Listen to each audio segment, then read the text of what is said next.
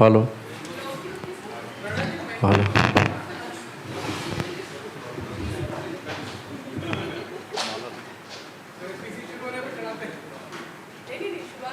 शुरू हो ही गया।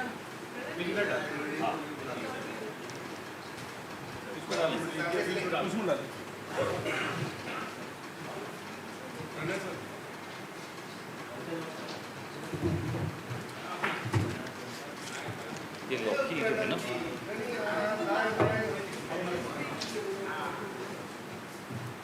टेढ़ा करना पड़ेगा थोड़ा सा।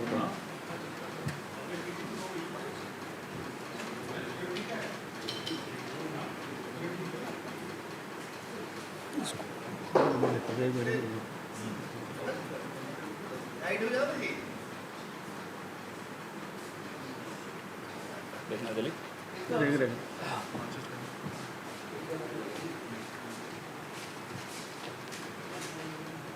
है भी नहीं।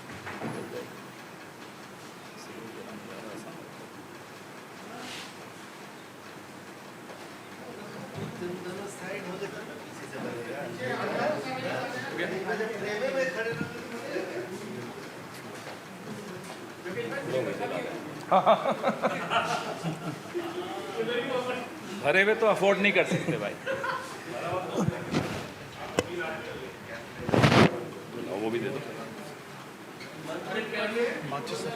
लो हिला मत ना, हिला क्यों? पंखा।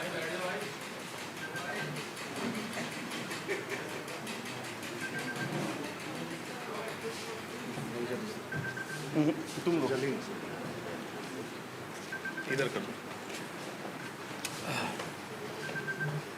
आइए प्रणव जी। दूसरा उठाओ, दूसरी उठाओ जल्दी आओ। उस साइड वाली।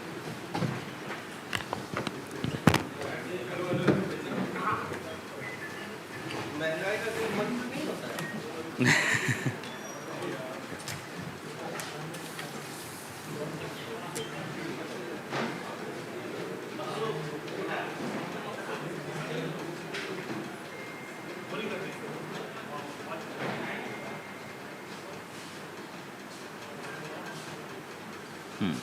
ये भी कर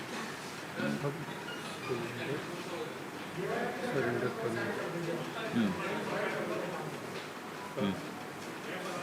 9 बजे की 9 बजे। ठीक ठीक ठीक। सिलेंडर ठीक है। स्वीट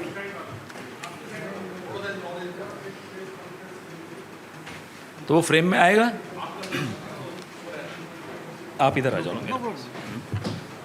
थोड़ा मेरे साथ आ जाओ ना, आ जाइए। नमस्कार साथियों, शुरू करें। 65 घंटे, 3 देश, 20 ड्रेसेस, 60 फोटोशूट्स, लौट कर आ गए साहब। लौटने के बाद सिलेंडर, घरेलू जो डोमेस्टिक सिलेंडर है, उसकी कीमत 50 रुपये और बढ़ा दी। तो दिल्ली में अब आप सबको बधाई हो कि 1000 रुपये नहीं हुआ, अभी भी 999 रुपये 50 पैसे। इतनी तो है कि उन्होंने 1000 नहीं होने दिया, तो अभी भी कुछ छुट्टे बचेंगे अपनी जेब में। मैं जब ये प्रेस वार्ता के बारे में प्रणव भाई से चर्चा कर रहा था, तो कहा कि भाई अगरबत्ती लगानी है तो नींबू और महंगे थे, तो फिर मैंने आलू और लौकी यहाँ लगाए और उस पर मैंने अगरबत्ती लगाई। मोदी साहब ने, आपको याद होगा, पेट्रोल पंप्स पे बड़ी बड़ी होर्डिंग्स लगा के कहा था कि सब्सिडी सरेंडर कर दीजिए, गिव अप सब्सिडी, सबसे आह्वान किया। आज ये स्थिति पैदा कर दी कि ये सिलेंडर सरेंडर करने के दिन आ गए। ये हकीकत है मोदी साहब की सरकार की। कांग्रेस सरकार ने गरीब, मध्यम वर्ग, इन सब का ध्यान रखते हुए कीमतों को काबू में रखने के लिए कि हमारे आपकी जेब पर ज़्यादा बोझ न डालें, सब्सिडी दी। 2012-13 में एलपीजी पर कांग्रेस सरकार जो सब्सिडी देती थी वो थी 39,558 करोड़ रुपए की। 2013-14 में कांग्रेस सरकार जाने से पहले का आंकड़ा है, 46,458 करोड़ की सब्सिडी दी थी। The Congress party when it was in power ensured that the burden of prices, high prices, does not fall on the middle class or on the poor section of the society, and therefore there was a subsidy in place on cooking gas.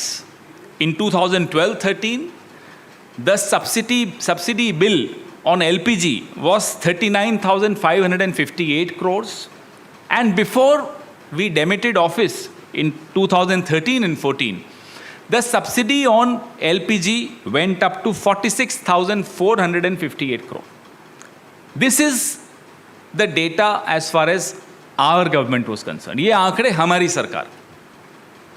अब मोदी सरकार आई, आते ही बड़े बड़े नारे दिए, give up your subsidy, पूरे विश्व में डंका बजाया अपना कि साहब हमने देखिए इतनी बड़ा एक आह्वान किया और लोग मान रहे हैं हमारी बात। 2015-16 में वो सब्सिडी जो हम छोड़ के गए थे 46,458 करोड़ की, वो घटाकर 18 करोड़ कर दी, और 2016-17 में वो जीरो कर दी, 0। अब हम मार्च से लेकर अब तक 37 दिन हो गए इस वित्तीय वर्ष की। अभी तक आपको अंडर रिकवरी और सब्सिडी के आंकड़े नहीं दिखे होंगे, जारी नहीं किए, क्योंकि कुछ है ही नहीं दिखाने के लिए। और लगातार आप वजन, बोझ मिडिल क्लास के ऊपर, गरीब तबके के ऊपर डाले चले जा रहे हैं,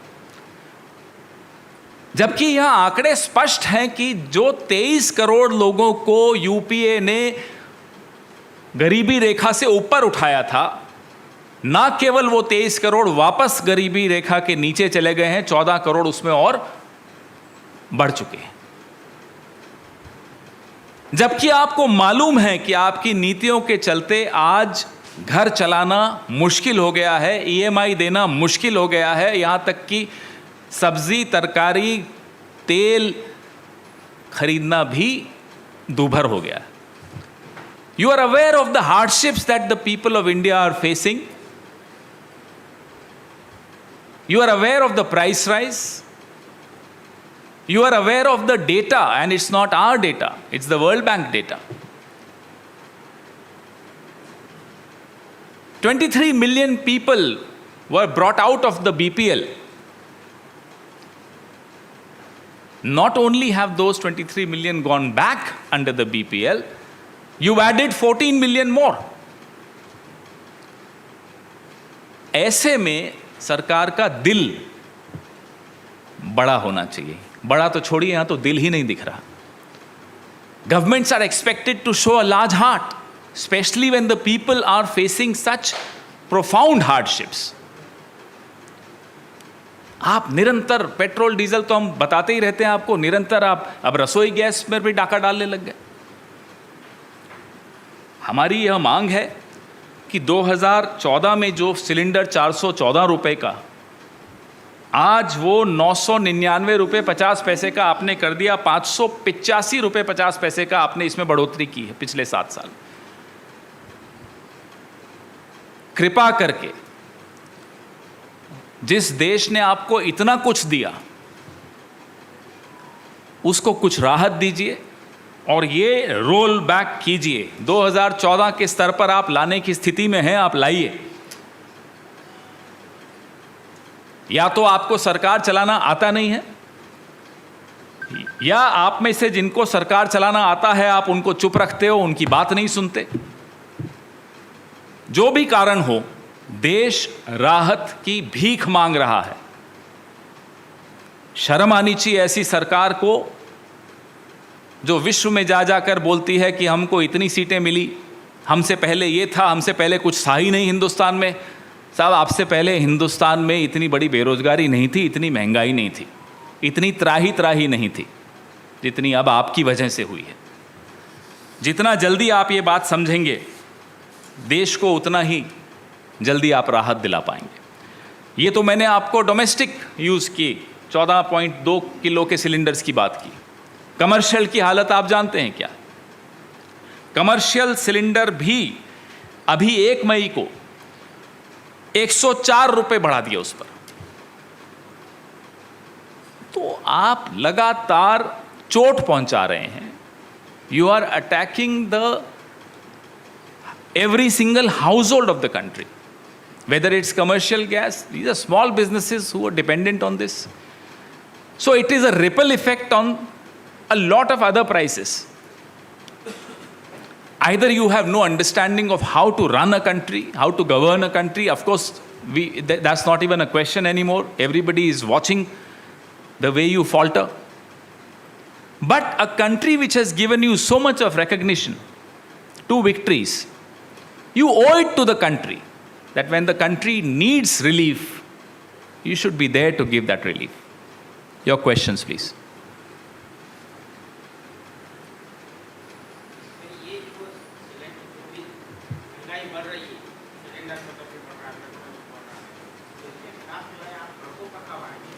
कुछ आते हैं। हम सड़कों पर कब नहीं दिखते आपको? मैं तो एक बात आज तक नहीं समझ में आती, हम आपको सड़कों के अलावा दिखते कहाँ हैं ये बताइए। हमारे तमाम राज्यों की इकाइयाँ निरंतर सुबह से शाम तक यही मुद्दे उठाती हैं। आज मैंने ट्वीट किया कि 12 बजे मैं ये प्रेस वार्ता कर रहा हूँ, मैंने विषय नहीं बताया था, मैं नीचे जवाब देख रहा था, किसी का जवाब आया बड़ा सहानुभूतिपूर्वक, उसने लिखा, जिसने भी लिखा कि आप क्यों खून जला रहे हो, 2000 भी हो जाएंगे तो ये लोग तो, कुछ लोग तो अंधे हो गए, वो देंगे वोट। नहीं, बात वो नहीं। हम खून जलाएंगे, हम ये मुद्दे उठाएंगे। पूरा भरोसा है इस देश के लोगों पर हमको कि वो धर्मांध नहीं है, वो नफरत की आग में नहीं झुलसेंगे। यही मुद्दे हैं जिनके आधार पर एक जिम्मेदार राजनीतिक पार्टी को अपनी राजनीति करनी चाहिए। जो गैर जिम्मेदार हैं वो भले सरकार में हो, भले वो 303 सीटें लेकर आए हो, भले कई राज्यों में उनकी सरकारें आ गई हों, वो गैर जिम्मेदार हैं, वो देश के खिलाफ काम कर रहे हैं। यह बात पत्रकारों को समझ में आ गई है, मुझे मालूम है आ गई है, मजबूरियां होती हैं, कई बार आप नहीं दिखा पाते। जो चैनल्स पिछले 4 दिन से चला रहे थे, 65 घंटे 3 देश, बताएं ना, 7 साल 585 रुपये, बताएं ना, 45 साल का बेरोजगारी का रिकॉर्ड तोड़ा, फ्लैश करो ना। यह हम सब पर इस देश का कर्ज है, आप पर भी, मुझ पर भी, प्रणव भाई पर भी, हम सब पर यह कर्ज है। मोदी जी नहीं मानते होंगे, हम मानते हैं, इसलिए हम ये मुद्दे उठाएंगे। सड़कों पर हम हैं, लगातार हैं। सर, आपके आंदोलन करने और इस तरह से पहले भी आप कॉन्फ्रेंस करते हैं, सरकार को कोई असर पड़ता नहीं? पहले आपने आज पूजा कर रहे हैं, उससे पहले कंडे रखे, नहीं, ये श्रद्धांजलि है, ये सिलेंडर की श्रद्धांजलि सभा है। उससे पहले कंडे भी रखे गए थे, सरकार के ऊपर कोई फर्क ही नहीं पड़ता। देखिए साहब, अगर हम ये ना करें, माफ़ कीजिएगा, हमें तो नींद नहीं आएगी।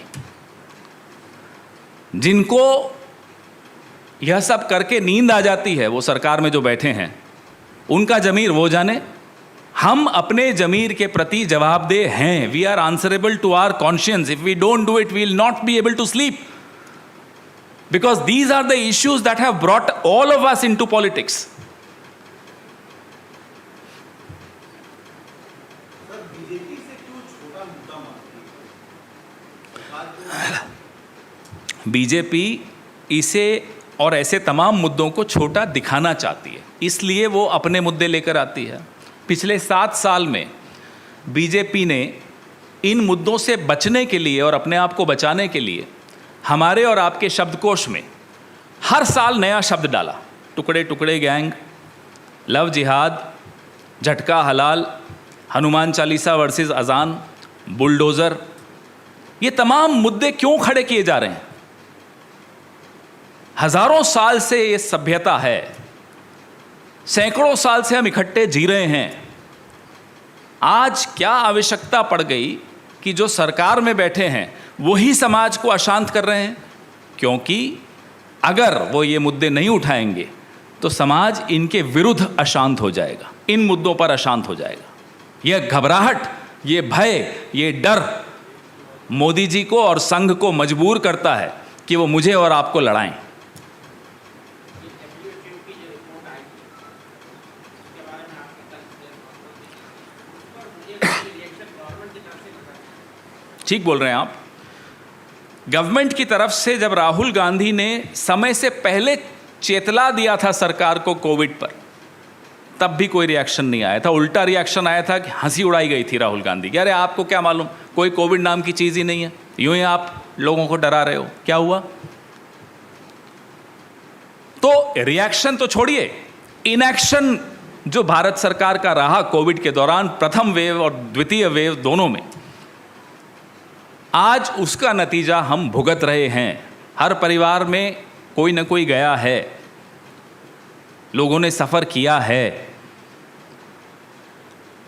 मुंह नहीं दिखा सकते मोदी साहब अपने ही देश के लोगों को, अपनी ही प्रेस के मित्रों को। कोविड के मुद्दे पर ये चैलेंज है, हम चुनौती देते हैं। हमको तो आप पसंद नहीं करते, मत करिए। प्रेस के मित्रों के सामने बैठ जाइए, कोविड पे 5 सवालों के जवाब दे दीजिए, 5 छोड़िए 2 सवालों के जवाब दे दीजिए। मान जाएंगे कि मोदी जी का कुछ 56 इंच का सीना है। नहीं, हिम्मत नहीं है। तो जो दूसरे मित्र ने पूछा कि मुद्दा क्यों नहीं बीजेपी इसको मानती, महंगाई को, कोविड को भी मुद्दा नहीं मानती। कोविड होने से पहले भी कोविड को मुद्दा नहीं मान रहे थे, कोविड के दौरान भी ताली थाली करते हुए उस मुद्दे को छोटा बनाने की कोशिश कर रहे थे। कोविड के बाद जब इतने लोग चले गए, तब उस मुद्दे को दबाने के लिए फिर वही शुरू, हिंदू मुसलमान शुरू। इनका जो टर्फ है, इनका जो प्लेग्राउंड है, वो वही है। समाज को कैसे विभाजित रखना और व्यस्त रखना। अगर समाज व्यस्त नहीं रहेगा तो समाज मोदी जी को व्यस्त कर देगा, ये चुनौती है। तो मैं ये पूछ रहा हूँ कि अगर हम गुजरात की बात करें, आपने बोला कि हम लोग रास्ते पे ही दिखते हैं।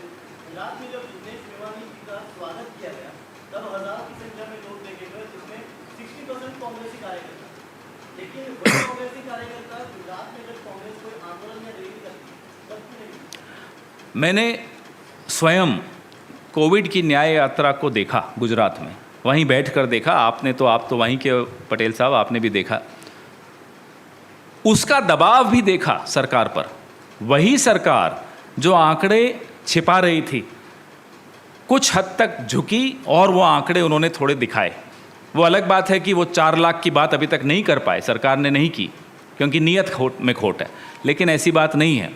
कांग्रेस पार्टी गुजरात में कई मुद्दों पर, क्योंकि मैं वहाँ लगातार जाता हूँ, मेरे को दिखता है, सड़क पर आती है। आपने खुद बोला, जिग्नेश मेवानी वाले प्रकरण में आधी रात को हम लोग सब जाग रहे थे जब उनको उठा के ले जाया जा रहा था। सवाल वही है कि उस वक्त जाग रहे थे, लेकिन ऐसे मुद्दों पे कब कांग्रेस बाहर आई? हमेशा आती है। नहीं आ रही। पेपर लीक के मुद्दे पर 16 बार गुजरात में पेपर लीक हुआ। शायद पिछले हफ्ते 16 था, हो सकता है अब 18 हो गया हो, मुझे नहीं मालूम, क्योंकि हर हफ्ते लीक होता है। उन मुद्दों को भी उठाने वाली एक ही पार्टी है। वो अलग बात है कि माफ़ी चाहता हूँ, लेकिन राष्ट्रीय मीडिया कई बार दबाव के चलते, भय के चलते दिखा नहीं पाता होगा। स्थानीय मीडिया अभी भी दिखाता है।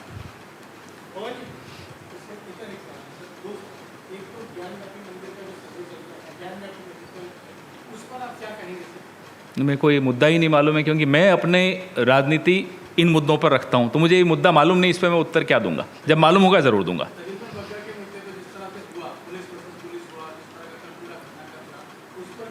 एक मजाक बना दिया देश का।